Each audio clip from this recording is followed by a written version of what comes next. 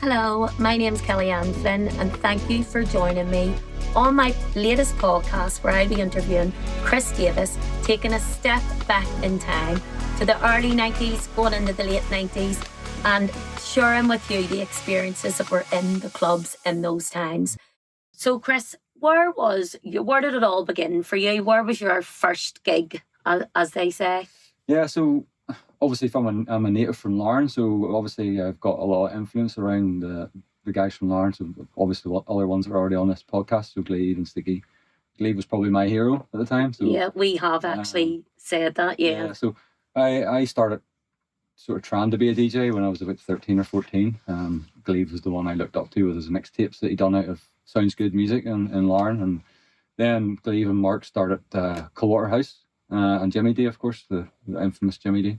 So they knew me because I was in the shop buying my tunes in there, and I was fortunate enough for them to then let me have a couple of sets up in the back room in Coldwater House, which was called the Garage. Yeah, which was quite suitable for a house in a garage. So I ended up doing most of the warm up sets in the garage whenever it was open, probably mid 90s. Around then, so that sort of time. So that's where also. What age would you have been then? So I would have been probably 15, around that sort of era, 15 or 16.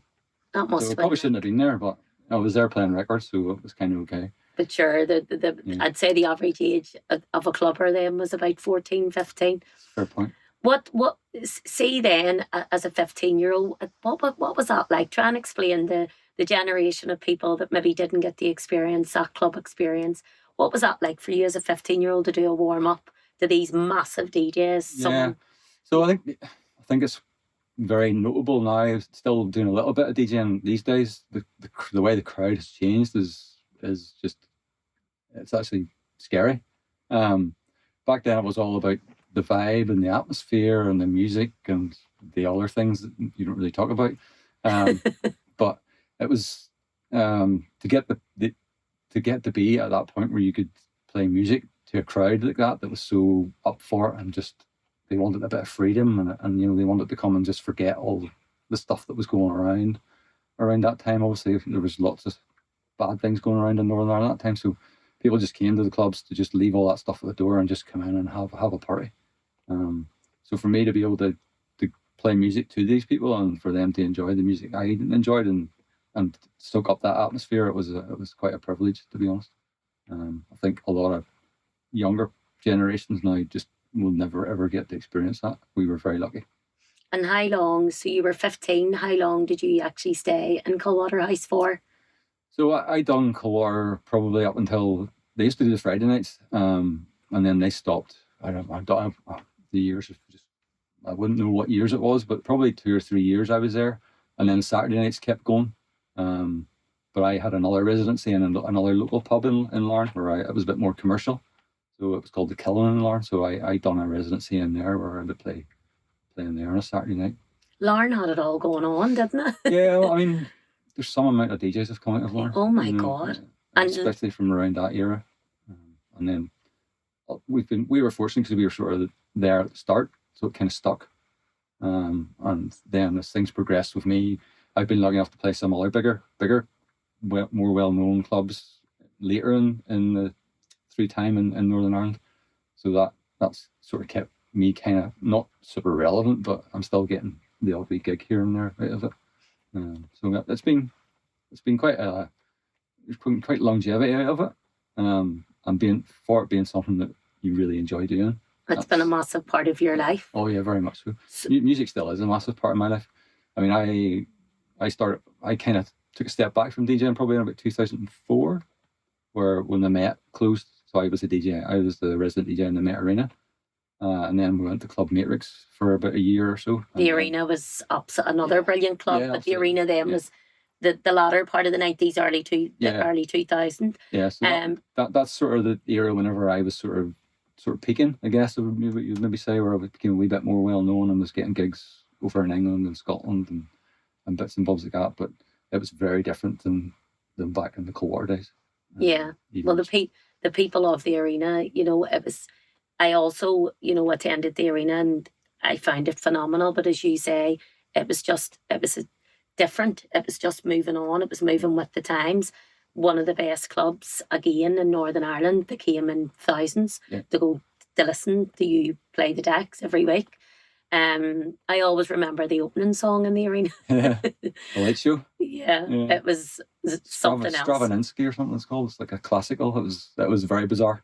Again, something that some of the younger generation will never get to experience. I mean, you're getting guys and girls at like 10 o'clock in the evening, and they just go and lie down on the dance floor, and then out of the ceiling, the light show comes down and folds out around you. It's like UFOs coming out of the sky. It's a very bizarre experience.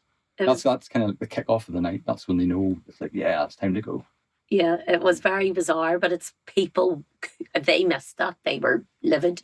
If they missed that lighting show at the beginning, they were... Yeah, it was kind of like, you'd done the first hour, you were playing sort of more housey, warm-up-y type stuff, and then once that happened, I was like, right, let's just go for it. So if I was to ask you, was the arena, would that have been your favourite residency?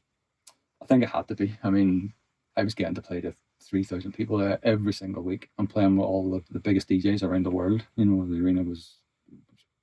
These guys were coming over and they were getting blown away by the size of the club and the atmosphere. It was phenomenal. The only other club that I think personally has ever came close to it was the Arches in Glasgow. Would have been the only other one. I went to the Arches in Glasgow, funny enough, with my brother.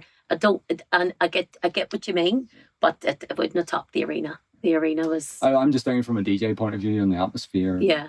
Feeding off the crowd. Yeah. It's the only one's ever come close for me. And then, Chris, you went on to do trance. Yeah. So in the arena, it would have been trance I was playing. So I sort of progressed from sort of house music and the trance music.